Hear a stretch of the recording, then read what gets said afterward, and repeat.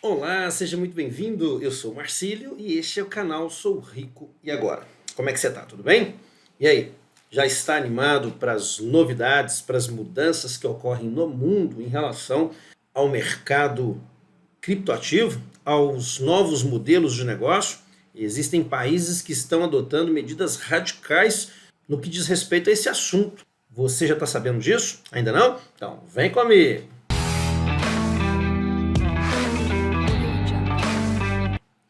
Então, galera, El Salvador, país pequeno, pequeno país aqui da América Central, quase que vizinho do nosso país, adotou, desde a semana passada, quando foi aprovada uma lei que entra em vigor hoje, né? Hoje são 7 de setembro de 2021, em que o Bitcoin é uma moeda também oficial do país. Tá sabendo disso? Ainda não? Então vamos começar a entender aí quem é esse país, como é que ele se comporta no cenário nacional, no cenário mundial, sob o ponto de vista econômico, e por que da adoção aí desta moeda como uma moeda também oficial do país.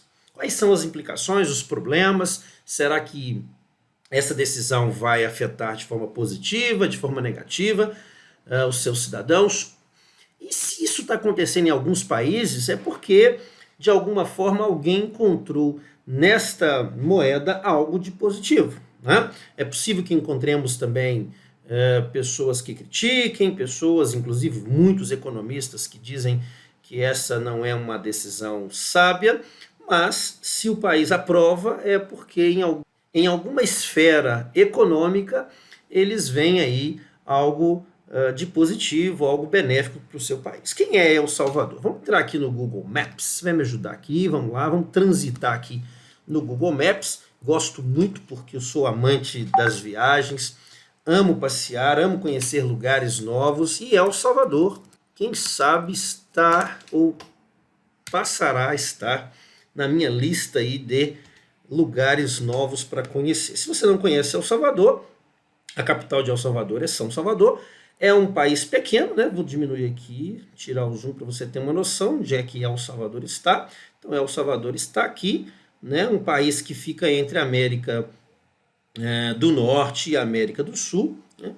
É um pequeno país, nós temos lá aproximadamente 6 milhões e pouco, 6 milhões e 400 mil habitantes. Isso equivale a menos da metade da população de São Paulo, só para você ter uma ideia. Então, é um país muito pequeno, né, comparado aí às dimensões do Brasil. Vamos ver o que a gente tem mais de informação em relação à questão econômica de El Salvador. Vamos ver aqui, eu separei aqui algumas informações. El Salvador, o presidente, o Nayib Bukele, é o presidente do país. É um país que, sob o ponto de vista econômico, não representa muito, né, para o mundo. Ele tem pouca expressividade econômica. Passa por uma guerra civil desde 1980. A situação econômica lá também não é legal.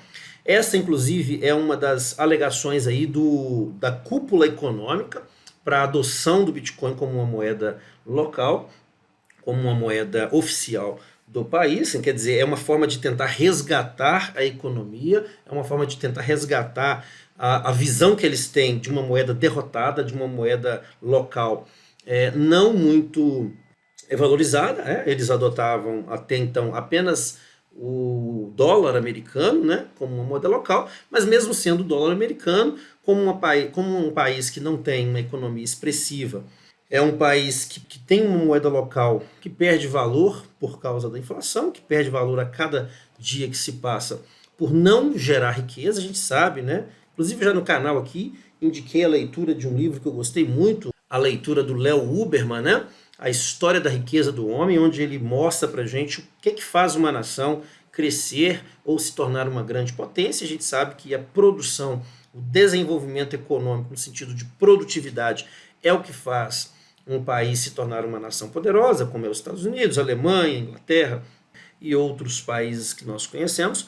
Não é o caso de El Salvador, né, que não dispõe de um parque industrial, de uma cultura produtiva que fizesse com que o país crescesse. Então, essa é uma das alegações ali da cúpula econômica, fazer com que o Bitcoin, uma moeda que está cada vez mais valorizada, uma moeda muito procurada, muito difundida hoje no mundo inteiro, como se fosse uma espécie de salvador aí, né, da pátria. Alguns críticos dizem que essa é a forma mais rápida, né, de atolar ainda mais o país, de fazer com que o país mergulhe de forma ainda mais rápida numa recessão completa. Vamos ver o que vai acontecer com um país que não tem toda essa expressividade econômica nos próximos dias. O que eu achei de positivo é que na alegação, vamos ver aqui a matéria agora de El Salvador, a alegação do presidente ao sancionar a lei é que não existe uma obrigatoriedade de adoção do Bitcoin. Quer dizer, o Bitcoin não passa a ser a única moeda oficial do país. É uma opção. Por que eu achei interessante? Quando existem, e aí é uma forma de enxergar o mundo didático, tá? Já que sou professor, já que entendo que a evolução do mundo é algo natural, né? As gerações elas entram em conflito época após época, e boa parte desses conflitos se dão por uma questão de cultura, né? As culturas novas tentam trazer tecnologias novas, e as culturas que estão passando, né, as gerações que vão deixando de fazer parte da economia ativa, começam a ignorar essas novas formas de enxergar o mundo, inclusive do seu ponto de vista econômico.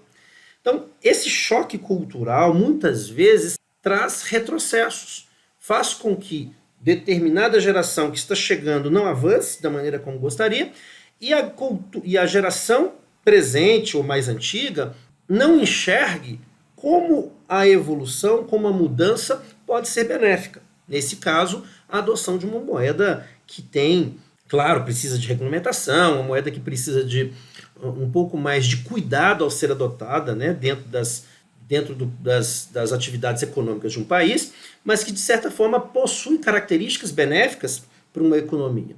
Né? Se por um lado você tem, óbvio, uma moeda que ainda não é regulamentada na maioria dos países e é adotada como, inclusive, uma espécie de cenário, celeiro para a lavagem de dinheiro, por outro lado, é uma moeda que dispensa alguns custos que já estão embutidos na moeda local de qualquer país, pode proporcionar o equilíbrio fiscal e a diminuição de inflação. Quer dizer, eu vejo alguns pontos positivos que podem ter feito, né, aquele país decidir adotá-la como moeda também oficial.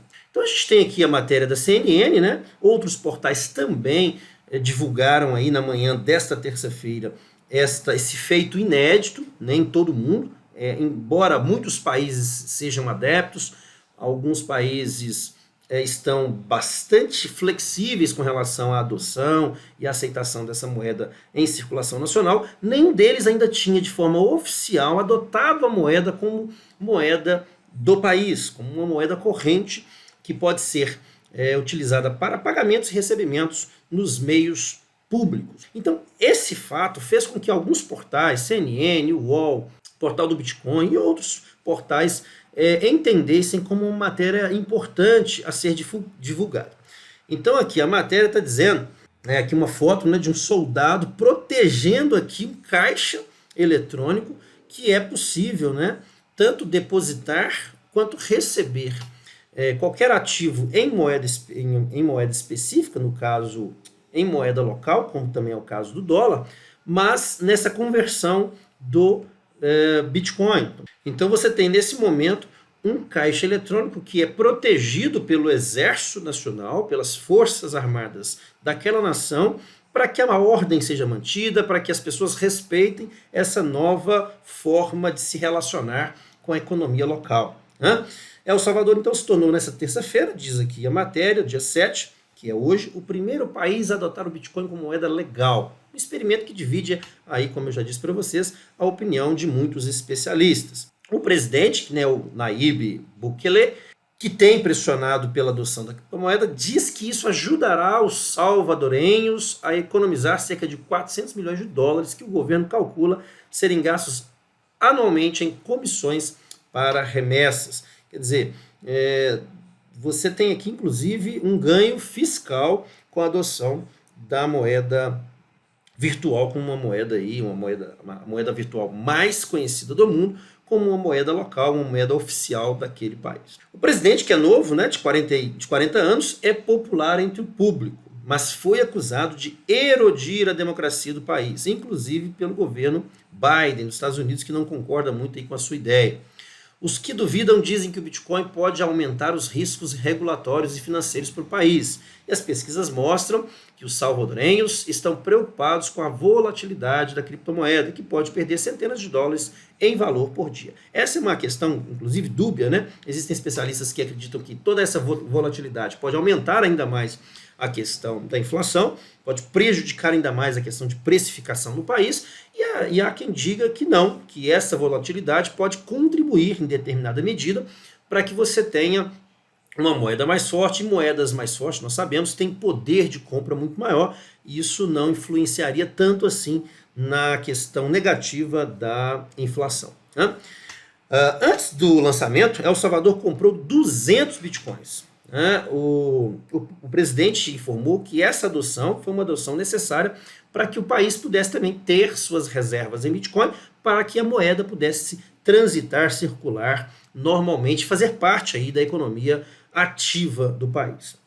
O preço da moeda já está acima de 52 mil dólares. Hoje, né, uma variação aí pequena entre 49 e 52 mil dólares, mas há quem diga que até o final do ano nós teremos aí uma moeda que alcançará os 100 mil dólares. Tem noção do que é isso? Se eu estiver certo, se essa informação estiver correta, todos os salvadorenhos terão até o final do ano uma moeda que duplicará o seu poder de compra, pelo menos naquele país.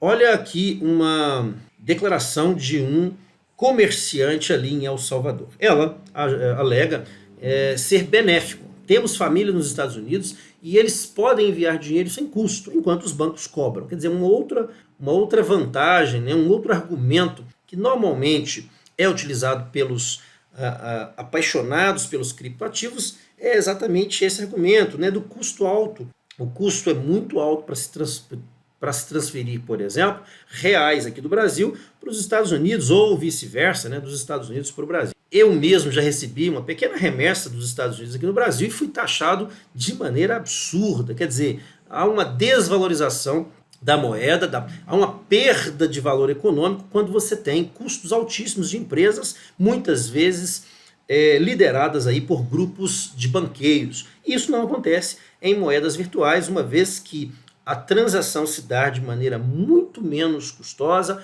e isso, sem dúvida, é um feito que pode sim auxiliar vários comerciantes ao redor do mundo. E essa senhora, a Reina Isabel Aguilar, dona de uma loja na praia de El Zonte, cerca de 49 quilômetros a sudoeste da capital São Salvador, alega isso, né?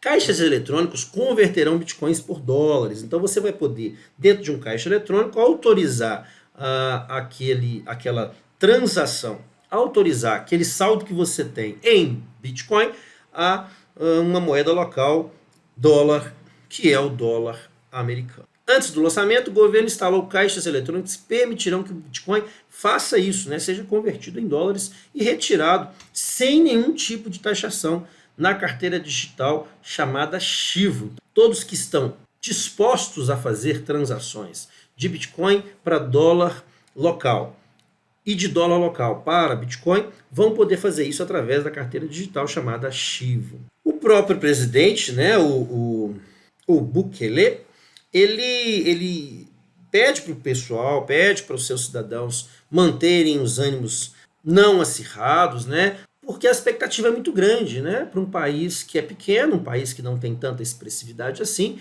alcance grandes resultados ou bons resultados com essa nova adoção,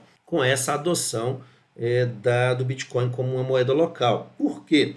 É preciso ter tempo, né? É preciso dar tempo para ver se a estratégia ela é realmente benéfica ao país. Vale lembrar que uma outra crítica muito difundida aí nos principais meios de comunicação a essa adoção é que os meios digitais de pagamento, os meios que circulam nas grandes plataformas de validação, como é o caso da blockchain, são utilizados como forma aí de lavagem de dinheiro, de tráfico de drogas, de remessas ilegais e outras ilegalidades mais que os países, que as grandes nações normalmente tentam combater. O problema está na nova modalidade de pagamentos, de recebimentos? Eu acredito que não. O problema está na falta de regularização, na falta de fiscalização e de poderes executivos, legislativos e judiciais de combaterem esse tipo de atividade. Tá certo? Então não vejo essa como uma desculpa ou como um argumento válido para a gente não adotar os meios digitais de pagamentos. Muito pelo contrário, isso vai facilitar muito a nossa vida, vai diminuir os nossos custos e facilitar, inclusive, quem sabe no médio ou longo prazo, facilitar a fiscalização, facilitar, inclusive, os grandes meios de corrupção, os grandes cartéis de corrupção, não só lá em El Salvador, mas também em qualquer país do mundo que queira combater isso de forma veemente e que queira fazer com que sua nação cresça de forma inteligente, sob o ponto de vista econômico e meios de pagamento. Volatilidade e possibilidade de lavagem de dinheiro causam medo. É a grande questão que eu acabei de dizer para vocês. São os dois principais desafios que esse país vai enfrentar daqui para frente. Volatilidade, porque isso de qualquer forma pode ser positivo quando você tem um ganho no valor daquela moeda, mas também pode ser negativo quando você tem uma perda de valorização, uma queda na valorização daquela moeda. E a lavagem de dinheiro, a gente sabe o quanto isso pode influenciar para a desigualdade social. Quer dizer, a gente sabe que a América Central sempre foi mal vista com relação aos líderes mundiais que têm como meta a combater a corrupção, combater o narcotráfico, combater o tráfico ilegal de armas, combater diversos crimes. Vamos ver como vai se comportar aí essa nova El Salvador daqui para frente. Gente, é isso. Eu acho que é uma notícia que a gente não poderia deixar de comentar aqui. Espero que vocês tenham gostado, espero que vocês pesquisem um pouco mais, descubram um pouco mais sobre esse país e como essa atitude pode, de alguma forma, desencadear aí alguns exemplos ao redor do mundo. Eu espero muito que o nosso país não só regulamente, mas também adote medidas que possam contribuir para o nosso avanço econômico, para que as nossas elites deixem de ser as únicas beneficiadas, as únicas privilegiadas das políticas públicas nesse país. Certo? Se você gostou do vídeo, aproveite aí para deixar seu like, aproveite para se inscrever se não é inscrito, comenta. Os seus comentários podem sim nos direcionar aí para novas matérias, para vídeos mais interessantes, vídeos que possam surtir efeitos nas suas decisões econômicas daqui para frente. Forte abraço e até o próximo vídeo.